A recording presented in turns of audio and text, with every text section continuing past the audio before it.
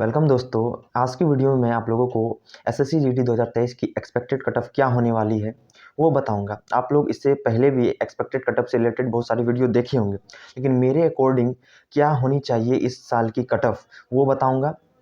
इसके बाद आप लोगों को फिजिकल की तैयारी कब से शुरू करनी चाहिए, कैसे शुरू करनी चाहिए, वो सारी चीज़ें बताऊंगा। मेरी जो है एसएससी जीडी के एग्ज़ाम के कितने मंथ बाद फिजिकल हुआ था उसके बारे में भी जानकारी दूंगा, तो वीडियो को एंड तक देखिएगा।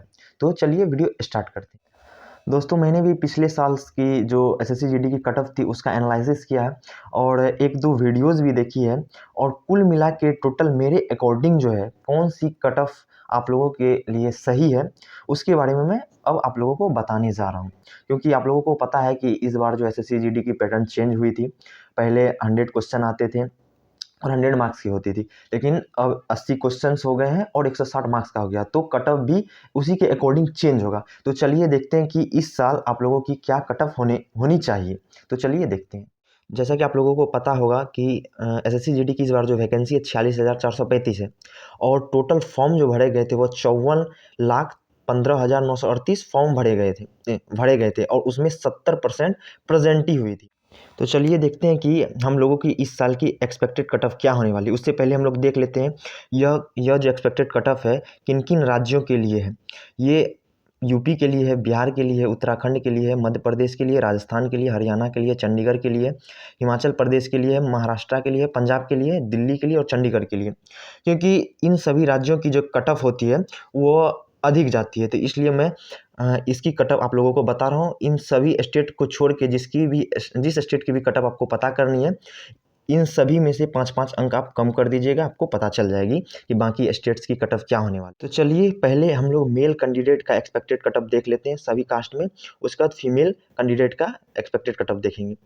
तो जनरल मेल के लिए जो एक्सपेक्टेड कट ऑफ होगा वो 110 से 120 के बीच में होगा। ईडब्ल्यूएस का 100 से 110 के बीच में होगा, ओबीसी का 110 से 115 के बीच में होगा, एससी का होने वाला 90 से 100 के बीच में, एसटी का होने वाला 80 से 90 के बीच में। ये मेल कैंडिडेट का एक्सपेक्टेड कट ऑफ है। अब बात करते हैं फीमेल कैंडिडेट की। तो फीमेल कैंडिडेट का जनरल कैटेगरी में होने वाला 100 से 110 के बीच में, ईडब्ल्यूएस का 90 से 100 के बीच में, ओबीसी का 90 से 100 के बीच में, एससी का 80 से 90 के बीच में, एसटी का 70 से 90 के बीच में। ये फीमेल कैंडिडेट का एक्सपेक्टेड कट ऑफ होने वाला, आप लोग अच्छे से देख लीजिए। तो मेरे अकॉर्डिंग जो हाईएस्ट एक्सपेक्टेड कट ऑफ होना चाहिए वो जनरल वालों का 110 से 120 के बीच में होना चाहिए। जितने भी कैंडिडेट्स का जो नंबर है वो इस चार्ट के अकॉर्डिंग यदि आया है तो वो फिजिकल की तैयारी शुरू कर दीजिए, क्योंकि उसका सिलेक्शन पक्का है। अब जिस बच्चों का जो मार्क्स है वो इस चार्ट के अकॉर्डिंग यदि नहीं आया है उसके बारे में बात करते हैं। तो वैसे कैंडिडेट जिसका इस चार्ट के अकॉर्डिंग नंबर नहीं आया वो घबराए नहीं गए, क्योंकि मैंने जो यह एक्सपेक्टेड कट ऑफ की जो लिस्ट है वो पिछले साल की कट ऑफ को एनालिसिस करके तैयार किया है। और आप लोगों को पता है ही होगा कि इस बार जो है पैटर्न चेंज हुई है, तो हो सकता है कि इस एक्सपेक्टेड कट ऑफ में थोड़ी छेड़छाड़ हो सकती है, लेकिन ज़्यादा की छेड़छाड़ नहीं होगी। और जैसा कि आप लोगों को पता है कि कुछ शिफ्ट के क्वेश्चन जो हार्ड आ जाते हैं तो उसका नॉर्मलाइजेशन होने के बाद मार्क्स बढ़ा दिए जाते हैं। नॉर्मलाइजेशन में ऐसी अधिक पॉसिबिलिटी होती है कि आपका नंबर इंक्रीज होगा। बहुत कम और मिनिमम चांसेस होते हैं कि आपकी जो नंबर है वो नॉर्मलाइजेशन में कम हो जाए। तो ये भी होता है कि नॉर्मलाइजेशन होने के बाद बहुत सारे कैंडिडेट के नंबर बढ़ जाते हैं। तो जितने भी कैंडिडेट है जिसका कि इस चार्ट के अकॉर्डिंग नंबर नहीं आया वो घबराए नहीं। आप लोग फाइनल जो नंबर जारी किया जाता है उसका वेट कीजिए, तब तक पेशेंस बनाए रखिए और ऊपर वाले पे भरोसा रखिए। अब मैं आप लोगों को फिजिकल के बारे में कुछ बात बताता हूँ। उससे पहले मेरा फिजिकल और रिटन एग्जाम के बीच में कितना गैप मिला था उसके बारे में बताता हूँ। मुझे फिजिकल एग्जाम और रिटन एग्जाम के बीच में टोटल 6 मंथ का गैप मिला था। साल 2022 के मई मंथ से जो है फिजिकल स्टार्ट हुआ था और मेरा 3 जुलाई को मेरा फिजिकल डेट था। तो मेरा जो था 6 मंथ का गैप मिला था रिटन और फिजिकल के बीच में। आप लोगों को कम टाइम मिल सकता है क्योंकि अगले साल चुनाव है। आप लोगों को पता ही होगा कि सरकार ने ऐसा वादा किया है कि अगले साल तक 10 लाख वैकेंसी को पूरा करेगी। तो मेरे अकॉर्डिंग जो है आप लोगों की जो प्रक्रिया है, आप लोगों की जो सिलेक्शन प्रोसेस है वो फास्ट होगी, और आप लोगों का फिजिकल लगभग 3 या 4 मंथ के अंदर आप लोगों का फिजिकल करवा दिया जाएगा। तो इसलिए मैं आप लोगों को कहूँगा कि आप लोग अपनी फिजिकल जो कर रहे हैं वो तैयारी जारी रखिए, जितना जल्दी हो सके अपनी दौड़ बनाइए, क्योंकि आप लोगों का फिजिकल कब ले ले ये कोई नहीं जानता। इसलिए आप लोग पूर्ण रूपेण तैयार रहें ताकि कभी भी फिजिकल ले आप लोग फुल्ली प्रिपेयर्ड रहें। जैसा कि आप लोगों को पता होना चाहिए कि आप लोगों का फिजिकल क्राइटेरिया क्या क्या है। जैसे मेल कैंडिडेट को 5 किलोमीटर 24 मिनट में दौड़नी होती है, 170 सेंटीमीटर हाइट होनी चाहिए, ठीक, और 80 सेंटीमीटर मिनिमम आपका चेस्ट होना चाहिए, और 5 सेंटीमीटर मिनिमम एक्सपेंड करना पड़ेगा छाती को आपको, ठीक है। ये मेल का क्राइटेरिया। वही फीमेल की बात करें तो फीमेल में 1.6 किलोमीटर दौड़ना पड़ता है 8.5 मिनट में। ये फीमेल का एलिजिबिलिटी क्राइटेरिया फिजिकल के लिए। तो आप लोगों को ये सारी चीज़ें पता होनी चाहिए। अब मैं आप लोगों को ये बताता हूँ कि फिजिकल में आप लोगों को अभी से क्या करनी है। पहली बात, जिसका भी नंबर इस चार्ट के अकॉर्डिंग आ गया है वो तो फिजिकल चालू कर दीजिए।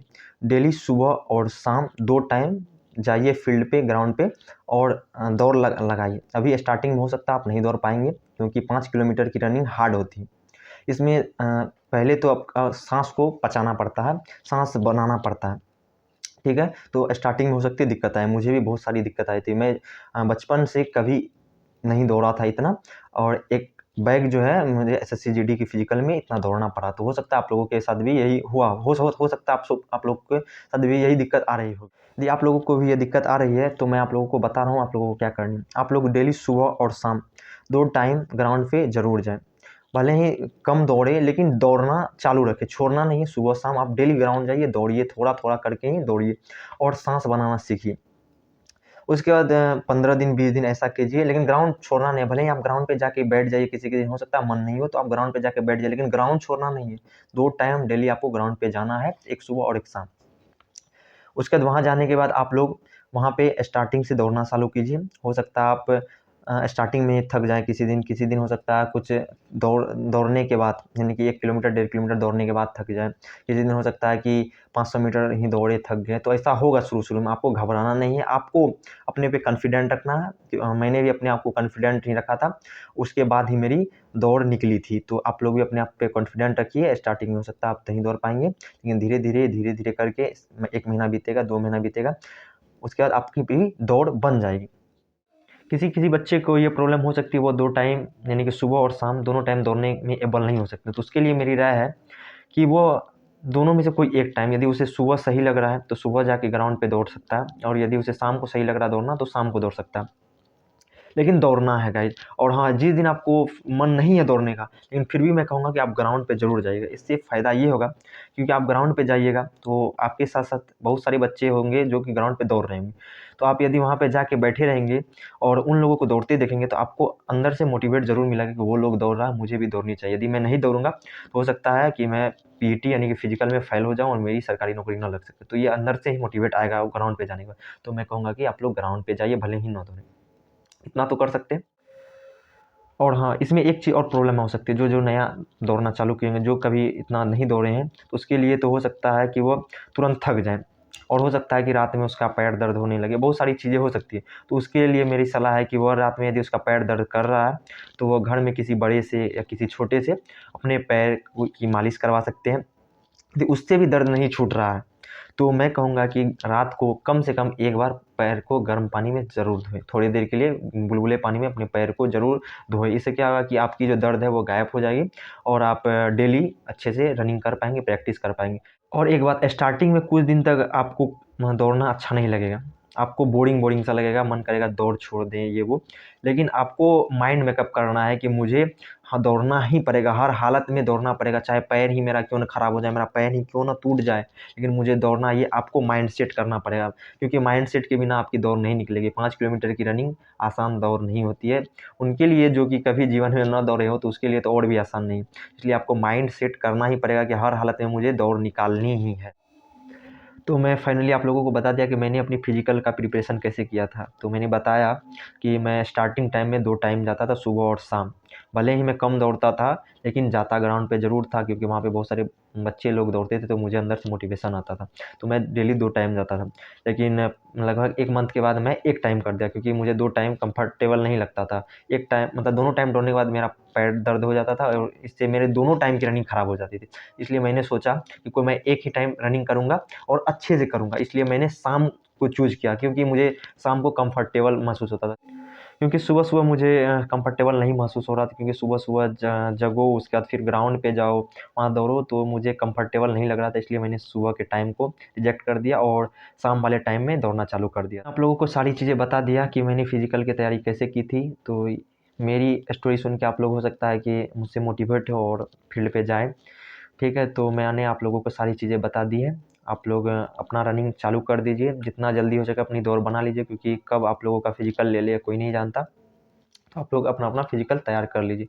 तो आज की वीडियो में मैं यही जानकारी आप लोगों के साथ साझा करना चाहता था, जो मैंने आप लोगों को साझा कर दी कि मैंने फिज़िकल की तैयारी कैसे की। उम्मीद करता हूँ कि आप लोगों को यह वीडियो अच्छी लगी होगी। यदि अच्छी लगी तो वीडियो को लाइक कर लीजिएगा।